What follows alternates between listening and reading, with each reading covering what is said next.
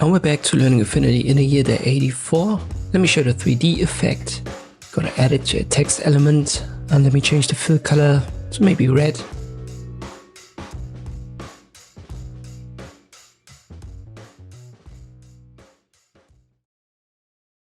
Now click on the FX down here in the layers menu. It's the third option. Check the box and left click on it. The menu for 3D will then pop up.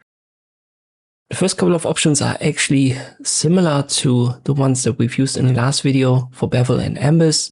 So radius and depth is connected by default.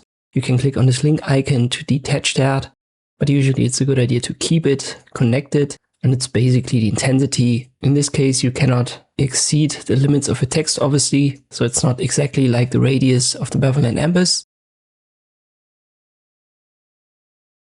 Soften is yet again this blur and the opacity. You can make that transparent if you go down. You can use different profiles and even create your own with a left click here on the graph. But for a simple 3D effect, a normal 3D effect, just remove the profile. So this default is totally sufficient.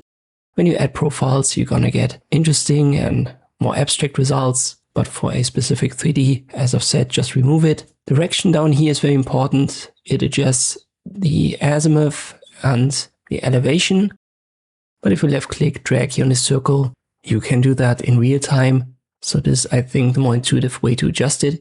The diffusion, you can even go very high with the specular. You can also go high, but I wouldn't go to 100%.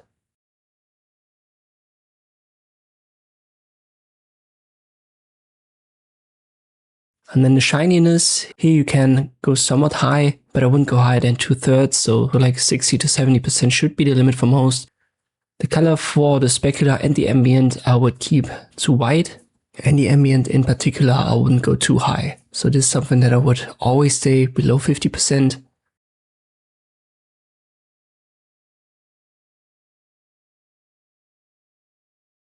And with the direction, we've adjusted the light source.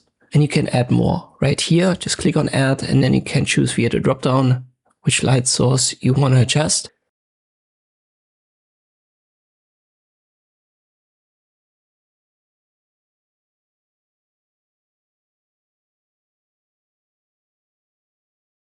Once more, for a regular 3D effect, just have one light source, so remove the other one.